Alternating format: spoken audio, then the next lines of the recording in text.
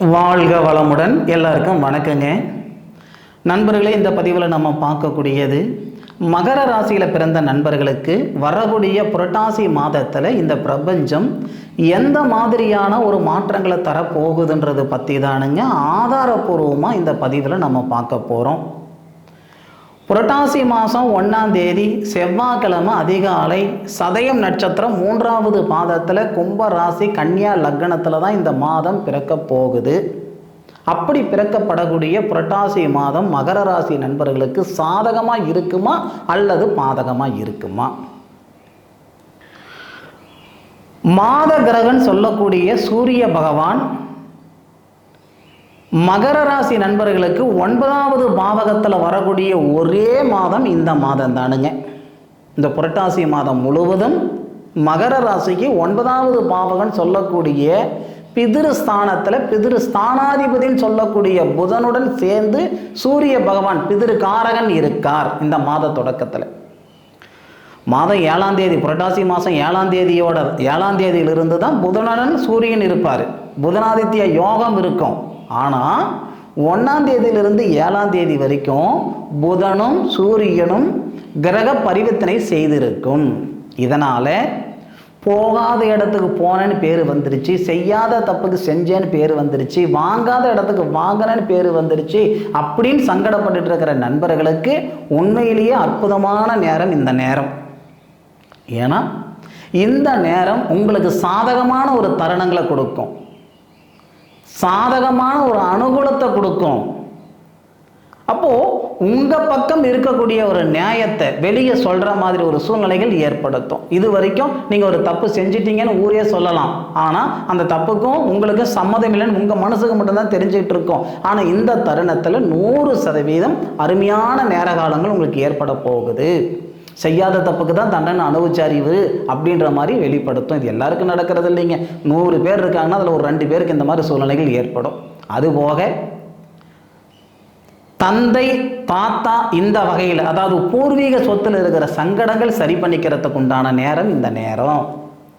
பூர்வீக சொத்து இருக்குதுங்க, அது விற்றுப்படலான்ற எண்ணம் இருக்குது, இல்லை மாற்றிப்படலான்ற எண்ணங்கள் இருக்குது, இல்லை பூர்வீக சொத்துலேருந்து வெளியே போகலாம் எண்ணம் இருக்குது, ஆனால் செயல்படுத்த முடியலைங்க அப்படின்னா மகர ராசியில் இருக்கிற நண்பர்களுக்கு 100% இந்த நேரத்தில் பூர்வீகத்தில் இருக்கக்கூடிய வழக்காக இருக்கட்டும், பூர்வீகம் பிரிக்காமல் இருக்கிறோம், பாக பிரிவினை செய்யாமல் இருக்கிறோம் அப்படின்னாலும் இந்த நேரம் நல்ல விதமாக இருக்கும். அதில் மாற்று கருத்து இல்லை. அதுபோக உங்களுடைய ராசி அதிபதினு சொல்லக்கூடிய சனி பகவான் ராசிக்கு 2வது பாவகத்தில் சந்திரனுடன் சேர்ந்திருக்கிறாரு இந்த நேரம். அதாவது உங்களுடைய ராசியாதிபதி திருமண ஸ்தானாதிபதியோட சேர்ந்திருக்கிறாரு மாத தொடக்கத்தில். அப்போது மன வாழ்க்கைனா மகர ராசி நண்பர்களுக்கு சொல்லவே வேண்டாம், சரிங்களா? என்னதான் விட்டு கொடுத்து போனாலும் ஒரு நேரம் இல்லைனாலும் ஒரு நேரத்தில் சின்ன சின்ன சங்கட சலுப்புகள் இருக்க தான் செய்யும். ஆனால் இந்த நேரத்தில் மன வாழ்க்கையில் இருக்கக்கூடிய சங்கடங்கள் நீங்கிற மாதிரி ஒரு அமைப்புகள் ஏற்படுத்திடும். ராசிக்கு 2வது பாவகத்தில் சனி பகவான் இது விரயச்சனியாக இருக்கிறாரு, 7.5 சனியாக இருக்கிறார். எது வேணாலும் இருக்கட்டும், விரயச்சனியோ 7.5 சனியோ குடும்ப சனியோ எப்படினாலும் இருக்கட்டும்.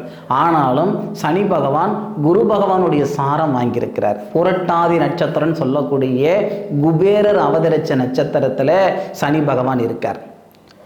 சனி பகவான் குரு பகவானுடைய நட்சத்திரத்தில் இருக்கிறாரு. குரு பகவான் மகர ராசியை பார்க்குறாரு. குரு பகவான் சூரிய பகவானையும் பார்ப்பார். இந்த வகையில் வேலை வாய்ப்பில் இருக்கிற சங்கடங்கள் எல்லாம் சரியாகும்.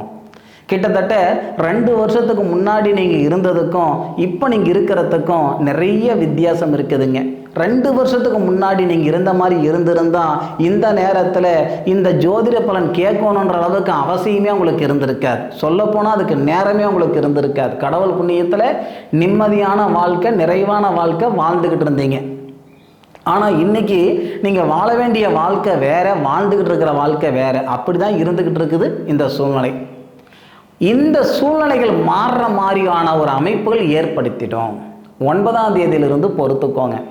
புரட்டாசி மாதம் 9ஆம் தேதியிலிருந்து புரட்டாசி மாதம் 21ஆம் தேதிக்குள்ளார 100% பொருளாதாரத்தில் நிறைய மாற்றங்கள் வரும். மகர ராசிக்கு மட்டுமே 10வது பாவகத்துக்கு அதிபதி சுக்கிரனா வராரு. சிம்ம ராசிக்கும் மகர ராசிக்கு மட்டுமே இந்த பிராப்தம் இருக்குது. மகர ராசி நண்பர்களுக்கு 10வது பாவகத்துக்கு அதிபதி ஆட்சி நிலையில் வரும் பொழுது நிச்சயமாக வேலை வாய்ப்பில் மாற்றங்கள் ஏற்படுத்தும். சுக்கிர பகவான் ஆட்சியில் வராரு. சுக்கிரனுடைய திசை நடக்கிற நண்பர்களுக்கு, சுக்கிரனுடைய புத்தி நடக்கிற நண்பர்களுக்கு பிரமாதமான நேரமாக இருக்கும். இந்த நேரம் அருமையான நேரமாக இருக்கும். அரசாங்க உத்தியோகமோ இல்லை அயல் நாட்டுக்கு போகிற மாதிரி சூழ்நிலையோ நிச்சயமாக ஏற்படுத்தும். அதுபோக இந்த மகர ராசியில் பிறந்த நண்பர்களுக்கு தனஸ்தானத்தில் சனி பகவான் நல்லவராக இருக்கிறதுனால கடன் பிரச்சனையாக இருக்கட்டும், பணப்பிரச்சனையாக இருக்கட்டும், இதெல்லாமே ஒரு முடிவுக்கு வர மாதிரி ஒரு சூழ்நிலைகள் ஏற்படும். உங்களுடைய ராசிக்கு 3 கிரகம் சகோதர ஸ்தானாதிபதி, தகரிய ஸ்தானாதிபதி தான் குரு பகவான்.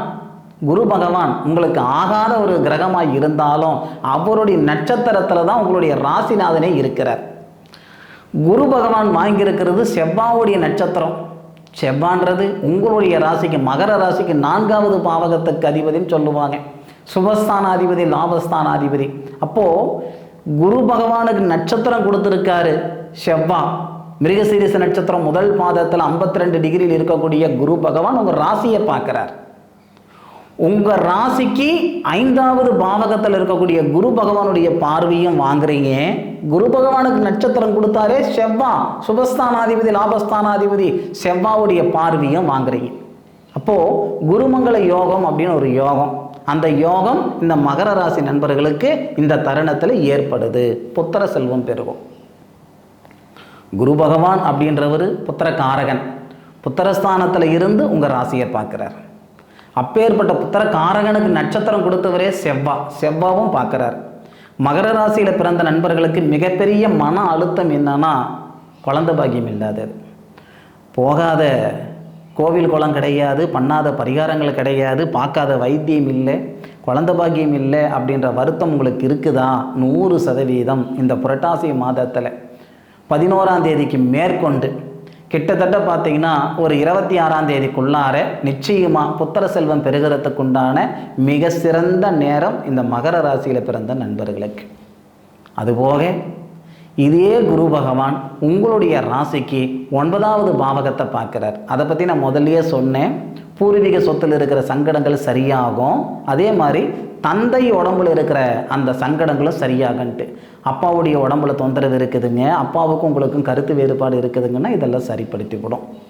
அதுபோக லாபஸ்தானம் அப்படின்னு சொல்லக்கூடிய இடத்தையும் பார்க்குறாரு. லாபஸ்தானாதிபதி நட்சத்திரம் வாங்கி பார்க்குறாரு குரு பகவான்.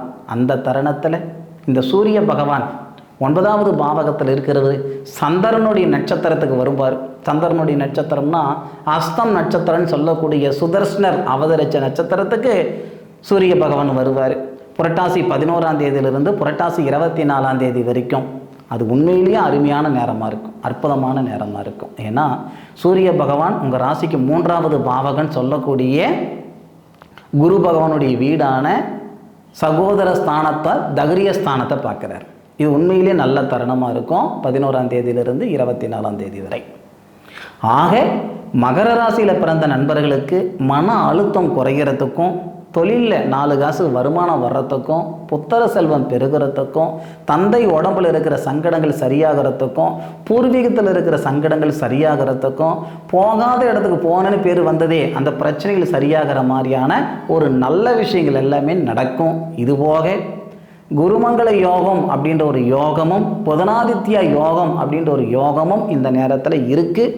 அதுவும் போக 10வது பாவகத்துக்கு அதிபதி, தொழில் ஸ்தானாதிபதி ஆட்சி நிலையில் வருவார். இந்த அளவுக்கு ஒரு நல்ல பிராத்தமாக, நல்ல அனுகூலமாக இந்த மகர ராசியில் பிறந்த நண்பர்களுக்கு வர புரட்டாசி மாதம் தரப்போகுது.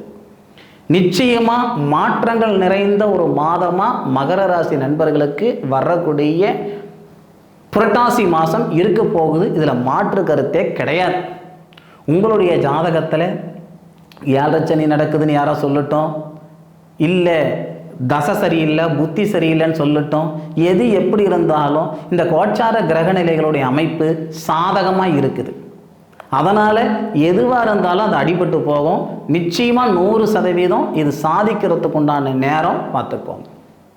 இதுபோக உங்களுடைய சுய ஜாதகத்தில் இருக்கக்கூடிய கிரக அமைப்புகள் எப்படின்றது ஒரு முறை பார்க்குறது நல்லது தான். ஆனாலும் கோச்சார கிரக நிலைகள் ரொம்பவே நல்லா இருக்குது. சரி நண்பர்களே, என்னுடைய காணொலியை முழுமையாக பார்த்தமைக்கு மனசில் இருந்து மனமார்ந்த நன்றிகளை சொல்லிக்கிறேனுங்க.